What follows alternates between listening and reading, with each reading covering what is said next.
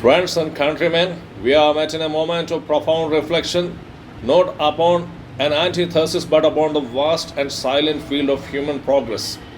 We gather to honor a conquest over the ancient tyranny of stagnation and want.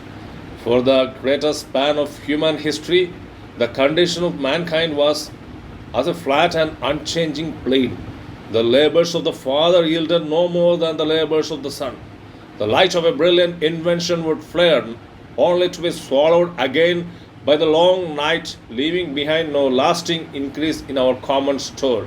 It was a world of brilliant craftsmen without science and of profound thinkers without practical application.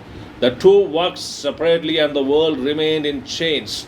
But a great change was wrought, and a new nation of the mind was conceived, and a new era of sustained growth was brought forth upon this earth. What was the cause of this great transformation? This year's Nobel laureates in their labors have illuminated the path. Professor Mocker was the patient eye of a historian, has shown us that the great takeoff was not mere an accident of coal and iron, but a revolution of the mindset was the forging of a new alliance between the propositional knowledge, the understanding of nature's laws, and prescriptive knowledge, the skill of the artisan's hands. This virtuous cycle, set in motion by the Enlightenment, created a culture of growth where once there was only a culture of tradition. It required not only the genius of a Watt but the mechanical competence of the millwright who could read his blueprint. Not only the breakthrough but the society worked upon enough to embrace the creative destruction, however descriptive it may be to the older order. And what is this creative destruction?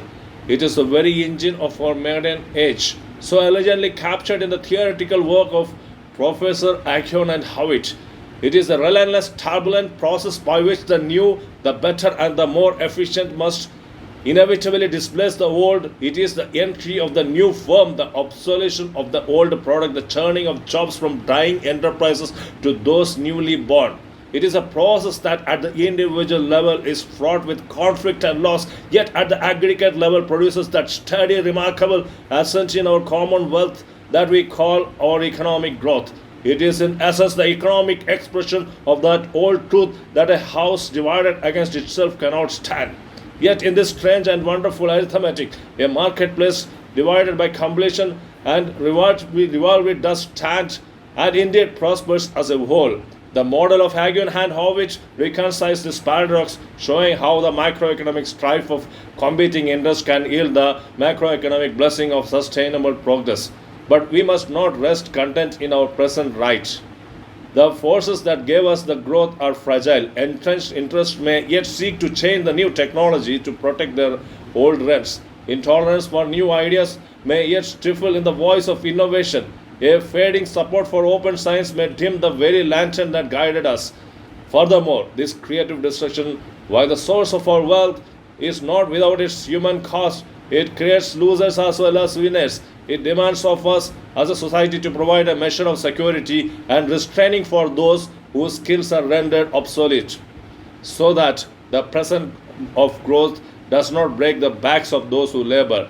Let us therefore resolve that this government of our economy is conceived in liberty and dedicated to the proposition that all men may rise, shall not perish from the earth. Let us dedicate ourselves to the great task remaining before us, to foster the open exchange of ideas, to encourage the competition that breeds innovation, to support the science that enlarges our knowledge, and to ensure that the blessings of our creative destruction and the growth it brings are widely shared among all our people. In this way, we shall capture that government of the people by the people, for the people shall not merely endure but shall flourish upon a rising tide of prosperity for generations to come. Thank you, dear men.